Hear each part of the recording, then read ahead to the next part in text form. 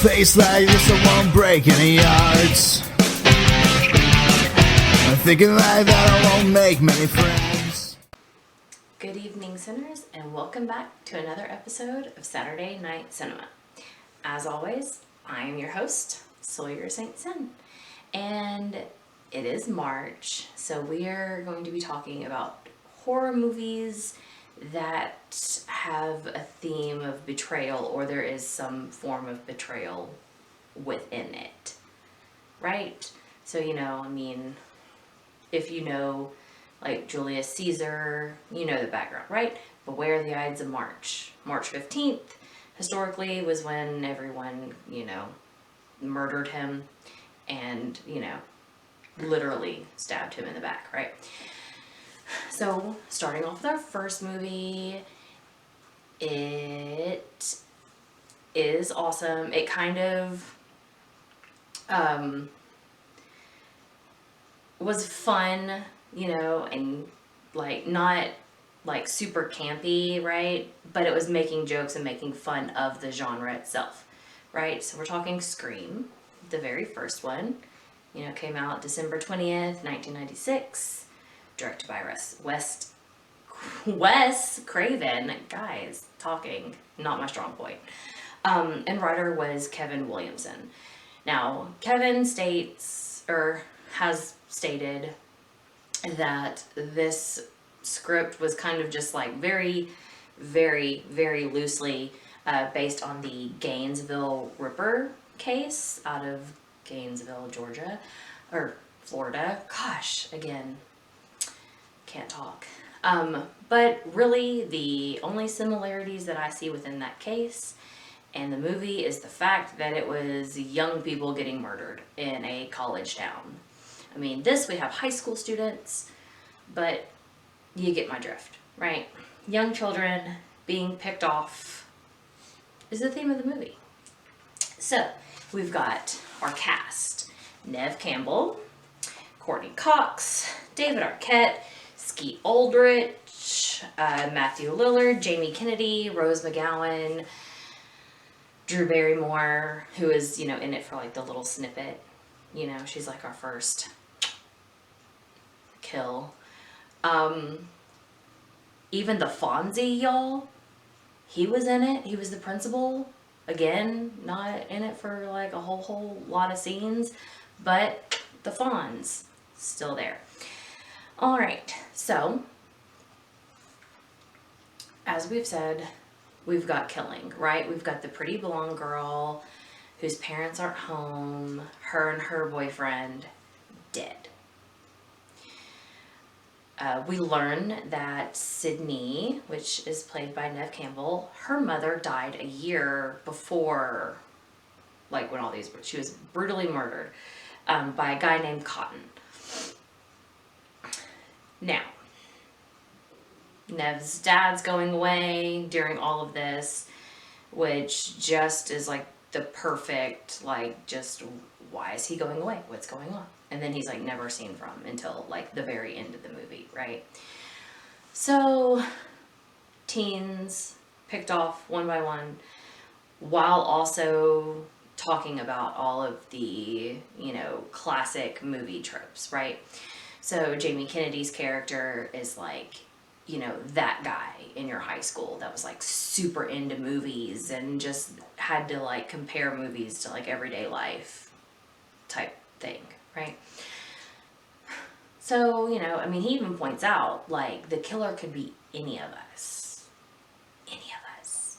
And he points it could be Billy, troubled teen, mother runs away from family, that whole scenario. And when, Neve is, attacked in her own home, not killed, but, gone after, he's of course it could be him. Of course it could be the boyfriend. But so he's pointing out all of our little quirks of movie tropes, right? And even right before Rose McGowan's character, gets killed in the hilarious way of, garage door opening and smashing her head. just because her big old boobies can't fit through the doggy door. Like, come on, like how goofy do you have to be there? But you know, she's even like, oh no, Mr. Killer, don't kill me. I want to be in the sequel. I mean, come on, we're pointing out some pretty obvious things. So, but let's get to our betrayal, because all the killings and all the attacks all lead up to the big reveal and the big betrayal at the end that we want to talk about. So during this betrayal ending, we find out that, oh my god, guess what? It was Billy the boyfriend. Oh no. And his best friend Stu, which I'm really sad that like Matthew Lillard had to be the killer and get killed. It hurts my heart. Anyways, so we learned that they planned to kill Sydney this whole time and pin all of the murders on her father, which they have taken hostage. Interesting, right? So you wonder why. Why are they going to pin all the murders on, on Sydney's dad and kill Sydney? Well, my dear friends, turns out, Sydney's mother was having an affair with Billy's dad, and that's why Billy's mom ran off away from the family, because her husband was having an affair. Oh no, but what is that? There's more? What could happen? Oh, Billy and Stu killed Sydney's mom and pinned it on Cotton? Wow. That's some deep stuff. So you're telling me that the troubled boyfriend is actually a psycho, because he wanted to kill a bunch of people because his mom divorced his dad. And Sydney makes a point because, Billy does say, like, we're like the same. We're like kindred spirits, right? Because both of our mothers are gone. Billy, there's a big difference between just like divorced your dad and went to another town, than them actually being 6 feet under in a casket. That's a big difference, but good for you to just jump on to that, crazy train. And like, why, you might ask, which, Sydney did ask, hey Stu, why are you doing this? What do you get out of it? And he's like, I'm gonna tell the cops it was peer pressure or the movies.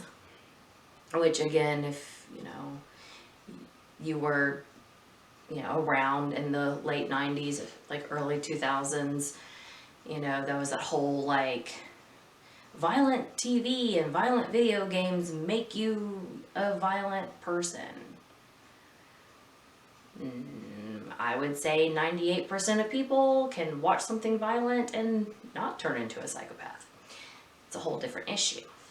But again, they're poking at the times in which this was, a thing. People always wanted to associate like graphic horror films with, not even horror films, even just action films, with violent tendencies in people in different murder trials and assaults and all of that, which that's a topic, I guess, for another time. But, in the end, Miss Courtney Cox, or better yet, her name, Gail Weathers, again, that's a fantastic name, but she does not need to be a news reporter or journalist. She needs to be the fucking weather lady, right? She needs to be Gail Weathers. That is clearly the name of a weather person. Anyways, Scream 4 came out. I can't tell you about that. Haven't seen it yet. did watch Scream 1, Scream 2, and Scream 3. Fantastic movies. You know, a lot of movies that have franchises, you know. There are some that are just don't go there because they're terrible. I don't know if you've seen the one where Jason went to space. Again, probably a topic for another time. But this franchise, all of them, can't speak for four, all the ones that I've seen, fantastic. Go watch it. And, you know, the second one deals with revenge. This one was betrayal of a boy, like, you know, of a girlfriend from her boyfriend and friend. And the next one is revenge for a certain person who was named in this movie, but not shown ever.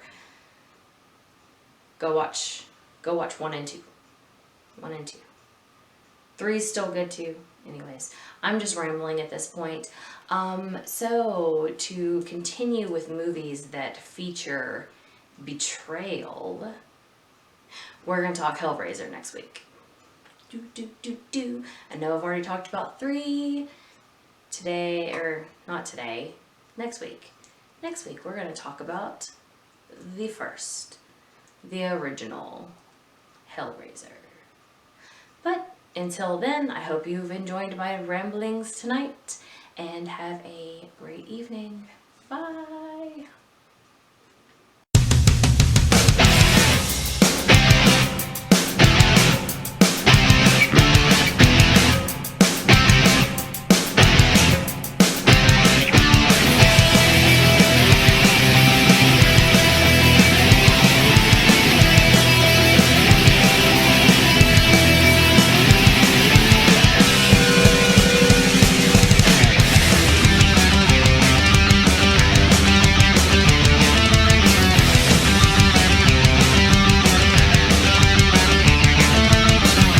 Face like this, I won't break any hearts.